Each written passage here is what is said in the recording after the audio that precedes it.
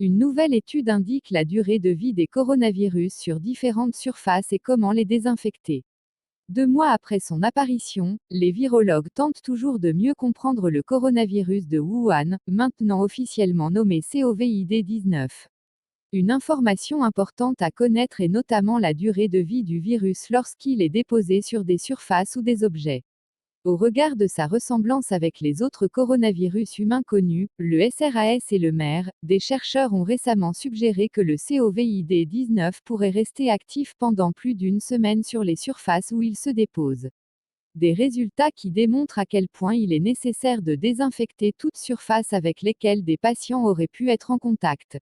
Il s'agit certes de l'extrémité supérieure de la durée de vie d'un coronavirus, mais en moyenne, les chercheurs disent que cette famille de virus peut survivre entre 4 et 5 jours sur divers matériaux comme l'aluminium, le bois, le papier, le plastique et le verre.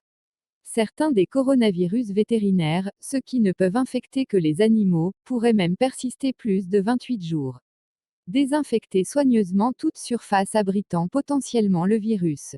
Les basses températures et la forte humidité de l'air augmentent encore leur durée de vie, explique le médecin Günther Kampf du CHU de Greifswald. Pour réduire la propagation des coronavirus en général, les auteurs de la nouvelle étude, publiée dans le Journal of Hospital Infection, suggèrent que les hôpitaux désinfectent soigneusement les surfaces avec diverses solutions à base d'hypochlorite de sodium, de peroxyde d'hydrogène ou d'éthanol.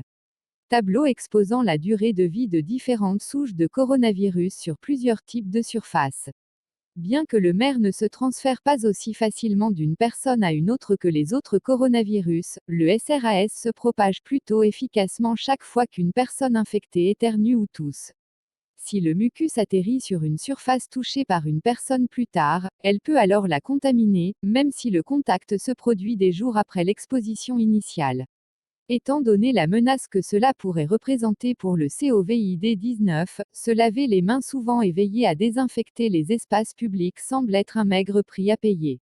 Dans les hôpitaux, il peut s'agir par exemple de poignées de porte, mais aussi de boutons d'appel, de tables de chevet, de cadres de lit et d'autres objets à proximité directe des patients, qui sont souvent en métal ou en plastique.